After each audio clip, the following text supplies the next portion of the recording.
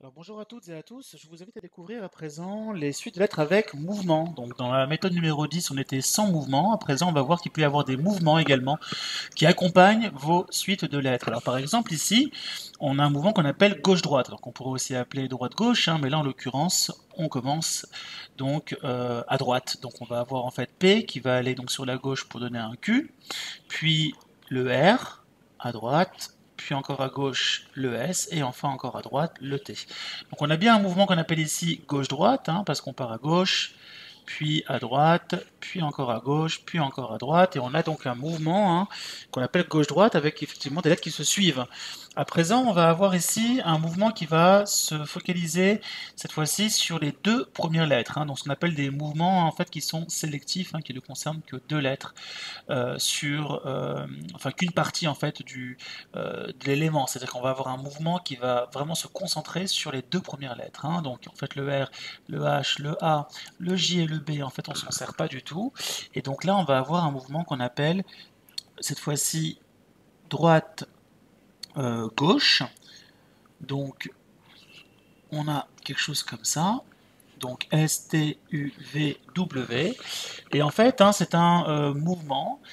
qui part à droite, puis qui part à gauche, qui repart à droite et qui repart à gauche. Alors, on a tendance à appeler ça, en fait, ce qu'on appelle une petite diagonale, hein. Donc, dans mon livre, notamment la Bible du Taj Mahal, j'invente le concept de petite diagonale et notamment ici de grandes diagonales, qui sont en fait des concepts assez simples à comprendre, hein, dans la mesure où effectivement on voit que ça part en diagonale, mais on est sur une grande diagonale parce qu'effectivement on part de la troisième pour aller vers la première, on part de la première pour repartir sur la troisième lettre, et ainsi de suite, alors que là on est sur une petite diagonale dans la mesure où effectivement je ne vais me concentrer que sur une partie en fait du mot ici, en l'occurrence les premières et les secondes lettres, on est vraiment sur une petite diagonale. Après, on a un autre mouvement qui est important, qui s'appelle le mouvement serpentin. Donc c'est un mouvement en fait assez facile à comprendre, dans le sens où je pars du G, je vais vers le H, puis vers le I, et je reviens ensuite vers le J, et enfin vers le K. Donc on a ce qu'on appelle ici en fait un mouvement serpentin, qui ressemble en fait à quelque chose comme ça. Donc on va avoir ici quelque chose qui va ressembler à un grand supérieur, on aurait pu aussi avoir un inférieur, mais dans tous les cas on voit que c'est un mouvement en fait qu'on appelle serpentin dans le sens où ça avance et dans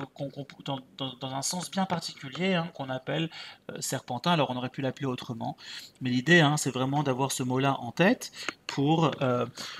garder à l'esprit ce type de mouvement qui est assez courant dans les différents tests que vous serez amené à passer.